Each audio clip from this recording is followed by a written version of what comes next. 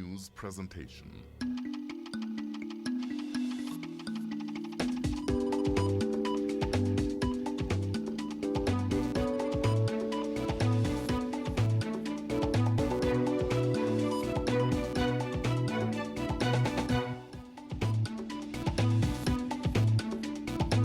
Today has been a very sad day for all of us with the passing of our colleague and our friend Vuyombuli. We at Interface would like to convey our heartfelt condolences to his family and also to his friends. We say akuhlanga lungehlanga kuni sapho lwakwambuli niqine nikhule emthandazweni. Well, good evening and welcome to Interface. My name is Thembisa Magele.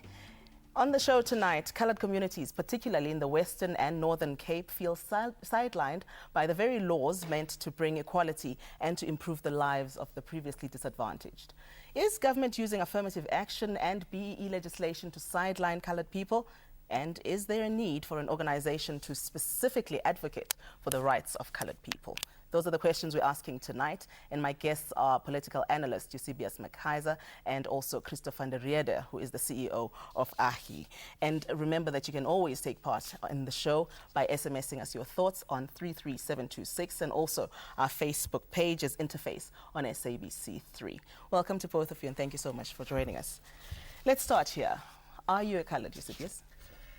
Very difficult question to start with, Thembisa. I refer to myself as black, but as you know, these terminology debates in the coloured community could have us here the whole evening. I think of myself as black, but the reality is that most coloured people think of themselves simply as coloured, and they do that because they feel that they're still in the same place as they were 20 years ago, 40 years ago, geographically, in terms of lived experiences, in terms of the quality of their lives, and so they do feel like they are a race group, a cultural group, and they self-identify mostly as coloured. So when I'm with my family, I think of myself as coloured. And when I refer to myself as black, I know that I'm doing it almost politically, as a kind of performance. I don't seriously feel black. So I guess if I'm truthful about it, yes, I self-identify as coloured. And that's because we have a very specific history that makes us a group that really is a real group in this country. Where does that come from, though? Because employment equity legislation says we are all black, coloureds, Indians and Africans. And where does that dissatisfaction come from? The dissatisfaction comes from a perception, whether it's real or not, is one of the things that need to be empirically audited properly. But there is a perception amongst coloured people in South Africa that they have fundamentally been left out of opportunities in the new South Africa economically, that they haven't really got a stake in the country that we've all forged post-1994. And that sense of being marginalised in terms of educational opportunities, job opportunities, is what drives this sense of, yes, we are a defined community, and not only that, we have little class mobility compared to other groups. Christo, the majority of coloured people are in the Western Cape. And the general sentiment, especially amongst Africans, for the purposes of this discussion, Africans would be people of my shade. The general sentiment there is that they have it easy. You know, they've always had it easy. So why are you dissatisfied? Maybe I must just state at the outside, there's not much difference between us. Yes. And that's the problem in South Africa. We still use old labels. And we were promised a new South Africa, a new dispensation where all of us will be regarded as equals and first and foremost as South Africans. But unfortunately, here after 1994, you find a situation where the old labels were brought back, and now we again divided in terms of white, black, coloured, and Indian. And that, at the end of the day, creates these type of animosities. And how do we deal with it? And that's the big question. But hold on, Christo. You've got job opportunities that Eusebius mentioned. You've got the education opportunities. How should it be working out when you've got people that, under apartheid law, were all marginalised, that is your blacks, your coloureds and your Indians. In the new dispensation, how should the government be delivering on the promises to the people? I think government hasn't got the easy task because any government must first take care of its constituency, see to it that it satisfies their needs. And unfortunately, too many good opportunities just went through our fingers instead of really tackling major issues, like, for example, housing, making sure that we have proper housing for people. and we let that slip through our fingers. Look at all of the type of housing projects that have miserably failed. Secondly, proper education. We could have been so far down the road in terms of education, but we just messed it up to a certain extent. Thirdly, we could have been very, very far down the road in terms of economic growth. But look, how do we compare ourselves with the rest of the world? I mean, 2.5% growth in a country with so much opportunities. So what I'm saying is that to a certain extent, government must take blame for things that went awry in this country, but also communities itself, because within the colored community, you've got so much potential. And people must just start to realize the potential within themselves, by themselves, and not wait on government just to do everything for them. Eusebius, let's get back to the heart of the dissatisfaction here. Is the problem that colored people are being passed over for jobs and for educational opportunities in favor of Africans? Is that where the crux of the matter is? Yeah, it's a double-edged sword because it's partly that, but it's also a case of colored people then often becomes their own worst enemy. I think that's what Christo is referring to here or alluding to. So the problem is twofold. I mean, you were asking earlier, where does this perception then come from on the part of some black Africans? I mean, you guys always had it better than us. How can you possibly be worse off and perceive yourself to be worse off? And the answer is a little bit peculiar. It has to do with what we might term the democratization of poverty in 1994. So before 1994, one of the most horrible parts of the apartheid logic was to do divide and rule by spending just a little bit more on every colored person than a black African person. But of course now it's rational to disproportionately focus your interventions on people who are the worst off in society. But what that means for people who were badly off but not the worst off, i.e. mostly colored people, is that now you're going to suddenly feel like, actually, but I'm not really benefiting in the new South Africa. And that's where the state must take some flack. But the flip side of it is that I do think that members of my family, members of my community on the Cape Flats also need to ask themselves, are we psychologically and socially responding appropriately to our frustration? Because yes, we can blame the government for sometimes not really having the colored community on their radar, but I think that way too many of my brothers and sisters in colored communities across the country ultimately also suffer from self-pity. But is it really a case of the colored people being passed over for those opportunities? Or is it, as you said earlier, perhaps a perception? Because I'm trying to imagine in the Western Cape where the majority of black Africans would say that they have it the worst and that colored people are still having a great time as they did under apartheid. So is it a perception issue or is it a reality? You see, there are two issues at stake here. First and foremost, perception and facts. If you are part of the governing elite in this country and you've got the inner track in terms of promotion, in terms of better job opportunities, you won't complain about affirmative action. If you're part of the governing elite in the Western Cape, part of the governing party there, and you also have those opportunities within your sight, you won't complain about affirmative action. However, if you live in the Western Cape and you are disadvantaged by affirmative action, it becomes your worst enemy. This is the question I'm trying to get to. How does a colored person become disadvantaged by affirmative action and employment equity legislation meant to benefit even colored people? Yeah. Because we tend to, you know, the big problem with it is we tend to play a numbers game in South Africa. In terms of, right, we've got 80% black, 8% colored, 8% white. And now we want to appoint people according to those ratios. And that becomes in itself problematic because eventually it doesn't become, it's no more affirmative action. Then it becomes a numbers game. Okay, we've got to take a short break, and the question we're asking is, are colored people sidelined under the new government in South Africa? Give us your thoughts, 33726, that's our SMS line, or interface on SABC3. That's how you find us on Facebook. Do stay with us. We'll be back after this.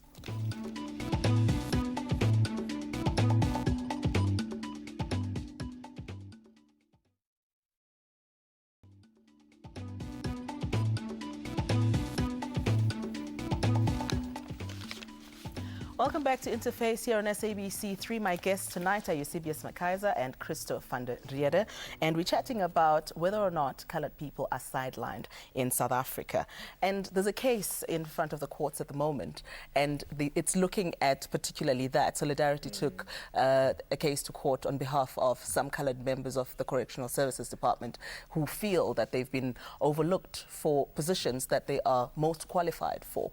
Is it really necessary to go that route, to really take the court route, or are these people just whining? You know what, I think Correctional Services has made a big mistake by trying to apply national demographics in terms of appointments. It means that you then have to apply that ratio consisting of 80% black, 8% white, 8% coloured, and I think 1% Indian. And that becomes really problematic in the Western Cape because what they are trying to do is in contradiction with the EAP report. EAP report is a report released by the Department of Labour that deals with employment equity. And what does the employment equity report say? It says that you cannot apply any other means but the EAP means. In other words, in the Western Cape, you've got 52% of the population. They qualify as economically active. In other words, you need to take that ratio into account, as opposed to blacks 24% and whites about 8%. But then look at it from the government's perspective here.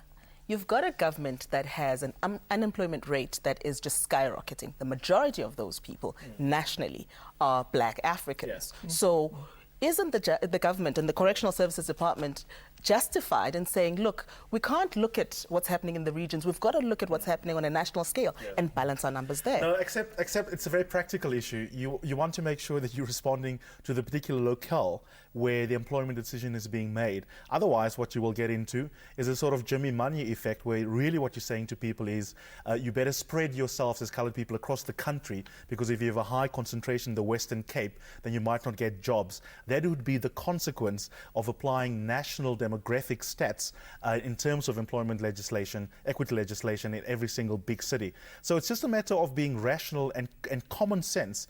If you have a high concentration of a particular racial group in one province, then it just doesn't make sense that you should interpret employment equity like that. And I think the courts won't play philosophical games. They're going to be quite practical about how to give effect to employment equity, and quite clearly it is irrational to apply national demographics when there are these unique facts about each of the provinces.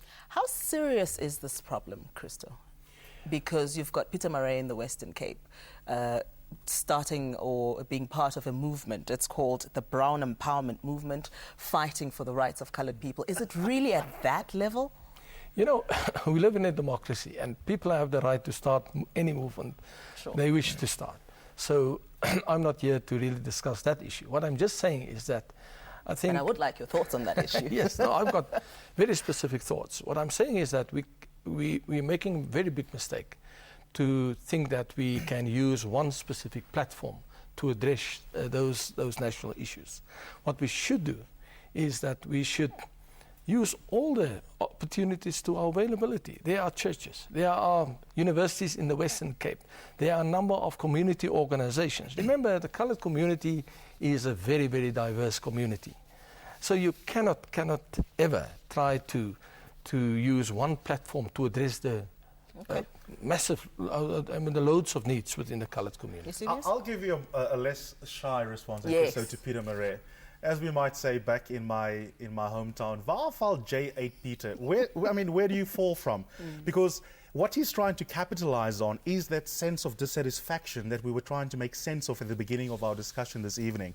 But the fact that a lot of coloured people feel a sense of dis-ease about the new South Africa doesn't mean that they fundamentally want to exclude themselves in terms of identity by banding together in one political home that says coloured people. It's a little bit like imagining that you can gain traction by starting a Xhosa-based party and going to the Eastern Cape and saying, you people are in a province that doesn't do very well, why don't you follow me as your Xhosa party-based leader? There's an idea. So it's actually condescending towards the coloured community, because there's so much diversity diversity, there's linguistic diversity. People who come from Durban, who come from Grahamstown, are very different to people who've grown up in the Western Cape, for example. So people like Peter Murray are trying to tap into that basic dissatisfaction, but quite frankly, it's opportunistic, and I don't think more than 2 or 3 people will even take him seriously. But leaving the politics out of it, there's a statement that Peter Murray made, and I thought it was very interesting, and I'd like to get your thoughts on that. He says the ANC tried to correct the mistakes made by Verwoerd and P.W. Botha by employing the same methods that they used when they made those mistakes. Do you agree with that? No, I think that's nonsense. If by that he means, by the way, because it's quite a vague statement, if by that he means having race-based policies. But now here's the irony. If you're criticizing race-based policies, but you want to set up a party that appeals to colored identity, you yourself are engaging in a game of ethnicity, but you want to then criticize the ANC government for doing so. So for one thing, Peter Murray is being hypocritical. But for another, the logic for affirmative action, for example, is to try and get us towards a place where we have substantive equality. It's a very different kind of logic to the logic of Verwoerd. And so for those 2 reasons, Peter Murray really needs to go and do better homework before he starts talking about these things. Maybe just to add, we will never be able to solve our problems with ideological based approaches. For example, identity politics, or even nowadays I see people have this type of new politics, what I call Marxist inspired delusional politics. I don't think that is the answer. The answer for South Africa's problems, let me tell you, what colored people experience in the Western Cape, black people also experience in the Western Cape. Absolutely. Right. So we have a serious, much more deeper problem in South Africa. Right. We marginalize people not on the basis of color, we marginalize them on the basis of their status. They do not have a job, they are automatically marginalized. If they are not part of the political elite, they are automatically marginalized. We need to overhaul the entire system so that people have equal opportunities in this country, and you need to hold, especially those responsible for delivering services, hold them accountable. Otherwise, I think that is a very interesting comment, and I would like to find out from you when we come back from the break, why then are we having this discussion? Why are we even focusing on the needs of colored people in particular when their problems are just the same as everybody else's problems? So hold that thought. We're back after this.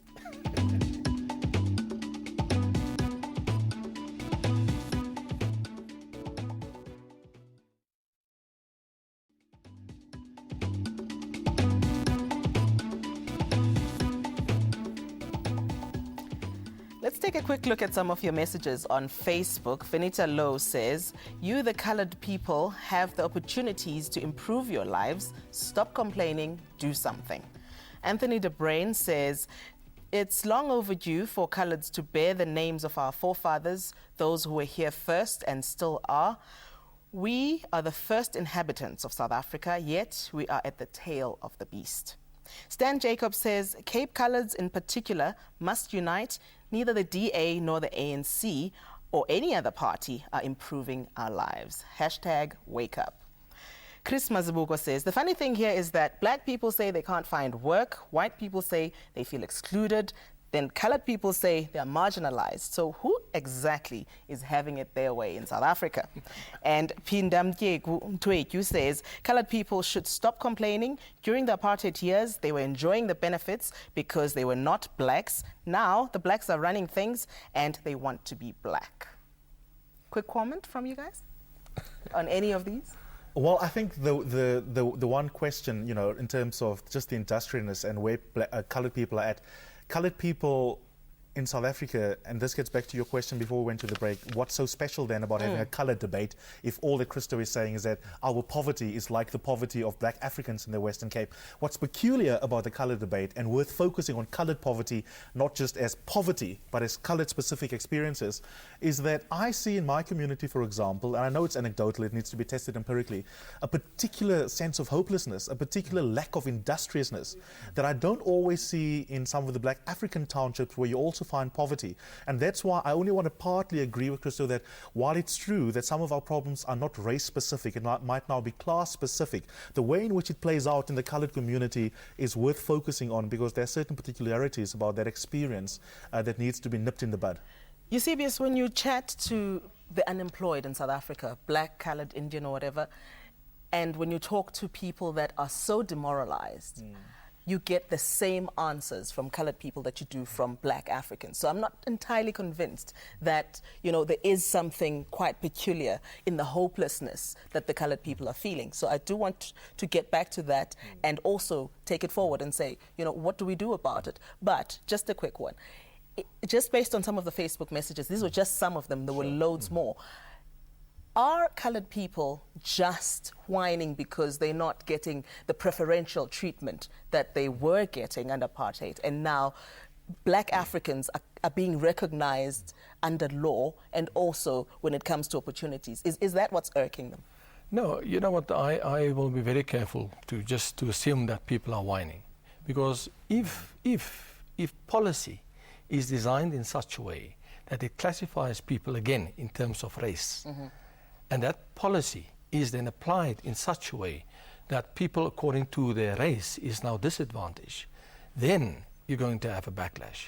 So we need to be very careful of the unintended consequences in South Africa. One of the policies, for example, the new, what is it called? I can't get it quickly. I mean, it's called the... you can say it in Afrikaans, we'll understand. Trying to think of it. But yeah, take the new affirmative action policy, or even the black empowerment policy. That policy clearly have 3 sub-races now in terms of black. Coloured people are no more African, and African people are now only referring to black people. Sure, we're going to have to just set up another show particularly for that, because there's a lot of issues around the new BE legislation. Right. But Eusebius, what do we do about this? What's the way forward? Well, I wanted to say 2 things by way of the way forward in closing. The one is that you're absolutely right, and I there want to concede that some of these issues are not coloured specific. So some of the solutions will also therefore be unsurprising. If the government is better at delivering, for example, on the educational outcomes, which it does very poorly at the moment, then the coloured community will be uplifted.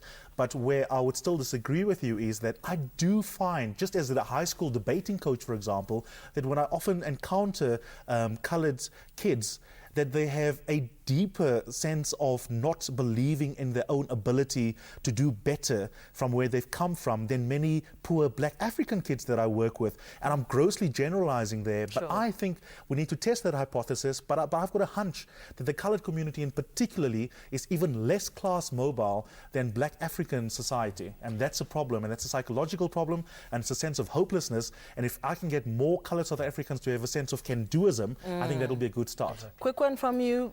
We've got the elections coming up. What's the way forward? What should coloured people do about this?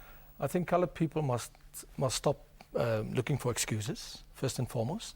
People must really take education seriously. The fallout rate in the coloured community is way too high. People leave grade 9, grade 10, then they leave school. They must complete their matric, they must try to get to university, and they must use their talents. If you don't use your talents of Africa, forget about any progression in life. And so should black people and Indians and everybody else. But on that note, we've got to leave it there. Thank you so much to my guests for coming through. Fascinating discussion. Let's continue it on Facebook and on our email. Until next week, good night.